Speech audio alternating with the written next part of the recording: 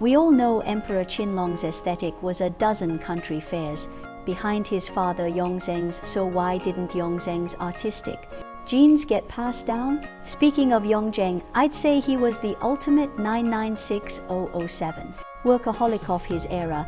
This perfectionist personality bled into his artistic pursuits, much to the despair of the Zaobanchu Imperial Workshops. If the Zaobanchu artisans heard me say this, they'd weep in recognition. Why? Because tormenting the Zaobanchu was practically Yongzheng Shabobi. As the Qing dynasty's elite design hub, the Zaobanchu gathered master craftsmen responsible for creating and maintaining imperial wares, essentially a royal industrial design center. One year, Yongzheng commissioned a statue of Guan Yu. The task fell to the Zaobanchu, with the emperor demanding, "Can you make a 1.6 chi tall, 50 cm Guan Yu?"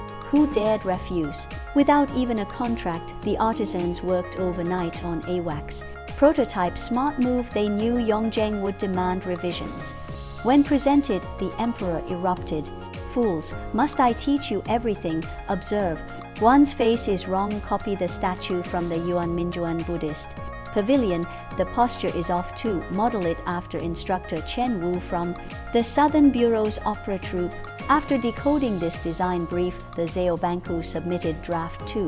Rejected again. 6 days and 3 revisions later, with Yongzheng nitpicking the belt is too tight and missing fabric folds on the back. Still more reasonable than modern clients asking for multicolored black. The emperor finally approved the first draft. The artisans nearly petitioned for collective execution, but Yongzheng just smirked, a jest. "This version is perfect. Proceed." Truly, the client tortures me 1,000 times. I still serve like our first date. Yongzheng was the detail-obsessed micromanager. Sound familiar? Today's designers share this pain. First draft approvals are rarer than lottery wins. At least we don't risk closing our heads at the Meridian Gate. In Yongzheng's era, absolute power dictated design, yet amid imperial demands, artisans smuggled in theoretic defiance, visible in historical artifacts that subtly subvert royal tastes. This was a clash of authority versus creativity. Modern designer-client relationships are more nuanced, a three-way tug-of-war between client demands, creative vision, and user needs. Good designers thrive by balancing these forces, creating societal value within constraints while wielding high-level insight to harmonize power, innovation, and purpose. So, young designers, persist. Let's push forward together.